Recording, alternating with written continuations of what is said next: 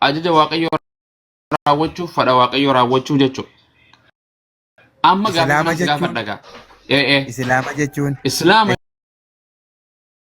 jechuun abummaan islaama jette. Yesuus akka islaama ta'ee. Goobas. Dura jechuun sii galee wangeela afaan Oromootti jira miikoo maqaan sii galee wangeela Yohaannis boqonnaa 5 lakkoofsa 30 irratti Yesuus itti fufee ani humna kootiin homaa gochuu hin danda'u jedhe. Abbaa koo irraa kan dhageetti naan farada firdiin ani faradus qajeelaadho anoo yaada koo duukaa bu'uun barbaadu yaada eenyu duukaan boo jedhe. Yaada abbaa duukaa. Yesuus fedha waaqayyoon raawwatamu fedha ofiin raawwata.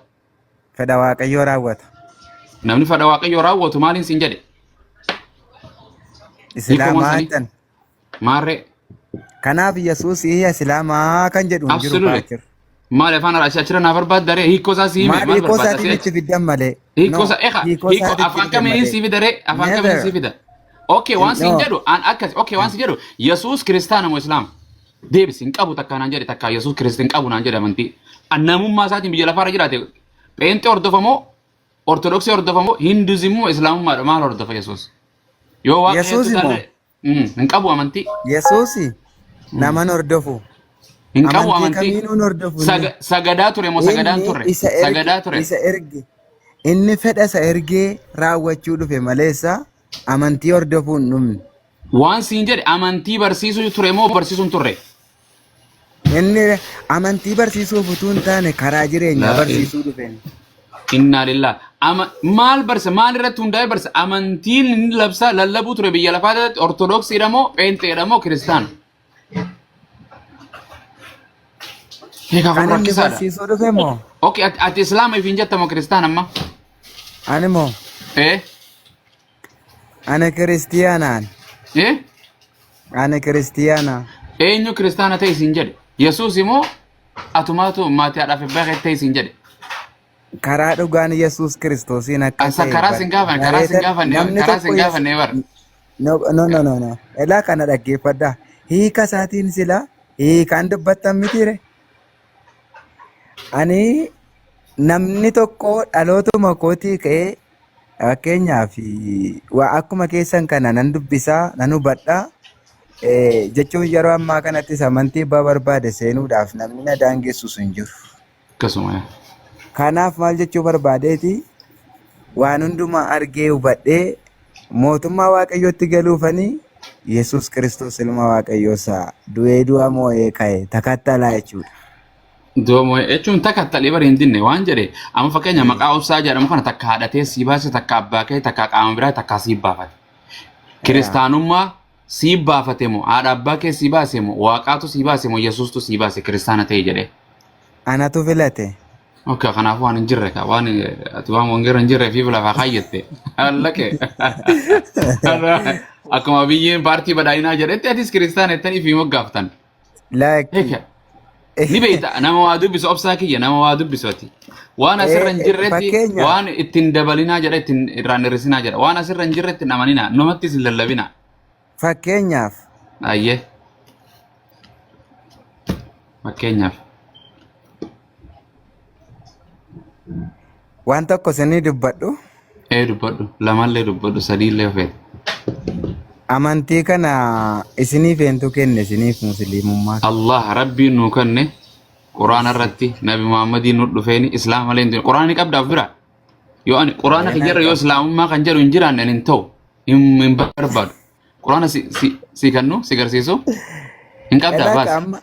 Islaamummaan karaa jireenyaa ta'ee isinii kenne. Akkasi. كرا ومن يبتغي غير الإسلام دينا فلن يقبل منه وهو في الآخرة خاسرين نمني إسلام ما الألتي كران جريني رجع جدي برباد إسلام ما الألتي قرتي نمني برباد أمنتي ربين أمنتي إسلام ما الألتي ربين واقع سجرو كوني هونغا وادا غويا فرديرا نمني سم ورا كسارة را ورا هونغا را ورا بربدا ورا جري بدتي هوني ورا كسارة على جد إسلام ما مالين دوينا نونج ربين قرآن كيسة السورة سدفا آل عمران Eeshaa ta'u baay'ee gaariidha.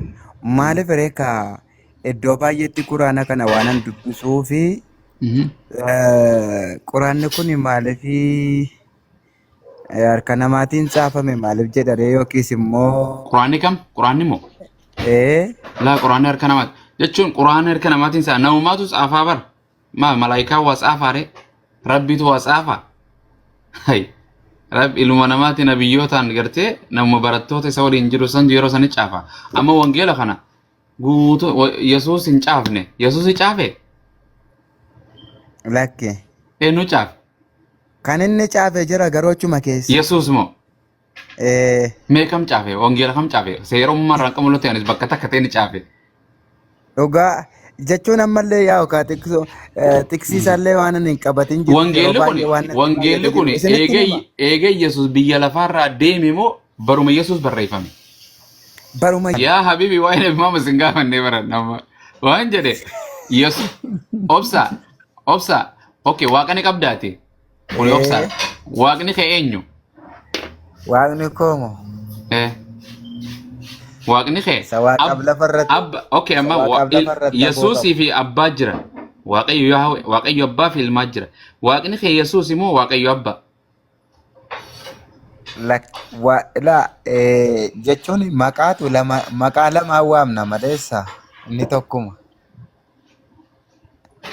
maqaa abbaa kootii jedha mul'ata keessattis bar yesuus maqaa abbaa kootii illee jedha yesuus waaqayyoo kootii waaqayyoo keessan jira yohannis 20:17 irratti gara waaqayyoo kootii waaqayyoo keessan ol naan ba'a jedha halkan guutuu luqaas 6:12 irratti halkan guutuu waaqayyoon kadhachaa bule jedha waaqayyoo kan kadhachaa bule yesuus inni waaqaa miti kanaaf jechuudha akkuma hiika maqaa qabu silaa waan tokko hiikee isinitti himu la takkitu tan irraa galcharra yesuus waaqa ni qabu moo qabu ni qabaanan jetteemi waaqni saasan eenyu inni ergamaa waaqayyooti yesuus ergamaa waaqayyooti yesuus ergamaadha malee waaqaa mitiimi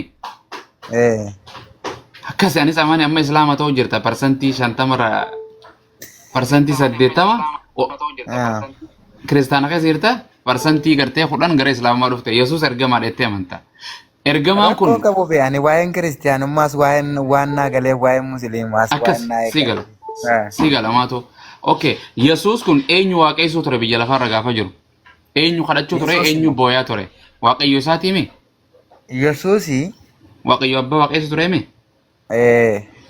atoo waaqayyo abbaa waaqesta moo yesuus moo eenyu waaqesta anis waaqayyo abbaan waaqessan islaa akkana yesuusin waaqestu mi ergamaa waaqayyo akka ta'eef nan kabaja nan jaalladha kabajaanis nan kabaja sadi siyu nin kabaja ergamaa waaqayyo dhiisi siyu kabaja hin qabdatu haadhaaf abbaan ulfina bira qaba haadhaaf abbaa kadile ulfina itti godhu kan jedhu caafamee jira kabaji hin qaban waaqayyo illeen ulfina qaba isaan daran ulfina qaba yesuus illeen uumama kana hunda daran ilma namaa kan anaafeetirra kabaja qaba walii galle so kanaaf yesuus waaqa qaba ati illeen yesuus ergamaa deettee amanta ergamaa eenyuti ergamaa saba kamiiti oromooti moo saba israa'elinni ergamaa saba hundaati wangeelli akkas hin jedhu kaa wangeelli akka jedhu inni gara biyya lafaatti ergame biyyi lafaa bar hiikamtee jira biyyi rama Yerusaalemii fi biyya Yihudaa jedha biyya Yesuus Kiristoos saba Israa'el duwwaaf hin ergame jedha kaa saba Israa'el duwwaaf hin ergame jedha Oromoo fi addunyaaf hin ergamne jedha lakki kaa animmoo jechuudha Israa'el kun Israa'el isa biyya tokko ati Oromoodha moo sabaan Israa'eliiti amma ga Israa'el gurraachi akkasi Israa'el naan jennaan si dhiiseetuma turjumaana fidachuu afaan kan hiiku fidachuu kanaafu Yesuus wangeela Maatiyos keessatti ani warra akka hoolota karaa irraa goranii badan mana Israa'el duwwaaf hin ergame jedha Maatiyos 15:24 irratti gaduma siqees immoo warra cubbuun isaanii warra cubbuudhaan mancaanii fannu fedha maleessa warra manca eenyu warri san eenyu mana Israa'el keessaa ibar fayyisaa saba kana fayyisaa saba Israa'eliif fayyisaa saba kana keessaa kaasee jedha fayyisaa jara kanaaf waaqayyoon ani wangeelli Israa'el ekkoo Israa'el seema biyya sana keessaa kutaa 12 jedha zarii 12 bichaa sanuu Israa'el hundaa miti Israa'el jechuudha Israa'el tokkoffaani biyya lafaa kanarra hin jiran maal siin jedhe yeroo sanitti Yesuus dabree bara ergamee dabaree miti sabni Israa'el lafarraa dhumanii bara hin jiran waan jedhe saba Israa'el duwwaa fi ergamee jedhanii fudhatamu fudhattooti saba Israa'el Ali lallabi inshallah salata Ali sugubbaa jiru kana ilma kiyyaa kana huno xiqqaa kana laal callee kana oh in jirtan ibnu in cafadheta ni deebitani ol kaasaa mana akka keessa no utuu waa'ee Yesuus naan eegniin deebaa jirtu ati naaf qaalii dhoobsa jabaadhu eebbifame mana kee araarri ni simboon harka mirgaa gara kiyya kanas qabeeti waan gootani isinitti himu akkam godha fooloo kiyyaa qabdu waan ta'eefi yaa nan qaba nin qabaame eeyyaa nan qaba asin dura fooloo karaa teelegiraam isiniifan barreessa karaa teelegiraam haasofna ishee ayye ishee tole ammaaf wanni jedha inshallah maashaallah yeroo gaarii qabaadha baay'ee atilleen ustaasota keessaa garuu ustaasi kun jaza rabbiin bira gatii guddaa qaba yaada atilleen waliin waa galchu amantii takka pheenxee taana takka islaama walii galee amantii lama qabaannee biyya lafaarra hin jiraannu ka atiitu kamtu deema jechuun amantii waaqayyoon amantuma takka amantiin biyya lafaarra jirtu kun hundi jannata seenteettee hin yaadin akkas inshallah lakkoofsa kee keessaan naa erge karaa Kiristoos yoo ta'e malee maa jannata seenuun eessa jira akka jedhu Yesuus Kiristoos wangeela Yohaannis boqonnaa 14 lakkoofsa 3 irratti si waaqayyo isa tokko itti isa dhugaa isa Yesuus Kiristoos Yesuus waaqa tokko abbaa beeyte Yesuus ergamaa dho'ette kana jireenya bara baraa ni argattaa jedhe akkasi rabbi si alaafu ani ol deebisa inshallah quraana keessatti immoo amma sa'an sagadaaf deema in sagada eebbifame nama kokkoof le jira dhoobsaa koo eeshe dhugaa eeshe salaata yeroo isinitti hin dabarsu inni fadhagaa jazakumullahu khairan obsa ayyee galatoomii Yesuus Kiristoos dubbii isin dubbatan keessatti Yesuus Kiristoos eessaaf ergame? Yesuus Kiristoos moo biyya lafaa hundumaaf ergame? Badhaasa Ali ol deebisi. Ali ol deebisanii. Wangeela Luqaas boqonnaa tokko. Biraan jiru se'a. Okay, biraan jira lakki. Ali jaleeraan se'a. Ifiu gabbu beeko. Ol deebisee takka barreeffachuu jira. Admina naa kan naatti ol deebisa hala. Nin deebisa. Ali ol deebisanii. Obsa. Ergin jira. Ergamaan Waaqayyoo Gabreeliin gaafa dhufu kunuun ulfooftaa ilma sindeessaa maqaa isaa Yesuus jedhii moggaasii jedhe. Itti fufeetiin inni guddaa hanta ilma abbaas jedhamee hin waamama. Waaqayyo gooftaan teessoo abaabilii isaa Daawitiin kenneef mana Yaaqoob irratti bara baraan hin mo'aa jedhe. Mana Yaaqoob irratti. Maaliif addunyaa lafa guutuu irratti mo'a maaliif hin jedhiniin mana Yaaqoob irratti mo'a maaliif jedhe? Yaaqoob jechuun koo sanyii namoota baay'ee akka ta'e beektaa? Yaaqoob gosti isaa gosa meeqa? Israa'el. Lakkooftee biraan Yaaqoob jechuun geenye. Israa'el jechuudha. Lakkooftee biraan geenye kanaan dura. Gosoota 12 miti? Okay, thank you galatoom. Erga gosoota 12 ta'e mana Yaaqoob irratti bara baraan hin mo'aa maaliif jedhe? Mana Yaaqoob qofa. Bara baraan jechuun kunoo laale Rakkoo tokko hin qabu bara baraan hin mo'aa maaliif mana Yaaqoob qofa irratti hin mo'aa maaliif jedhe? gooftummaan argataadha ka. Mana Yaaqoob qofa irratti mana Yaaqoob qofa irratti yookaan gosoota Israa'el 12 sana irratti. Ali kamitiin ol deebi'u. Mee Ali butaka as jalaa baay'inaa deebi'e. Please. Serkisee ol seenuu dadhabde. Ali baay'itinin deebi. TikTok ke scroll godhiitinin intina deebi. Eeyyen jalaa beekumtu. Badha obsaa maal jetta? Mana Yaaqoob qofa irratti maaliif bara baraan ni mo'aa maaliif jedhame? Mana Yaaqoob jechuun hangafa warra duraa jechuudha be.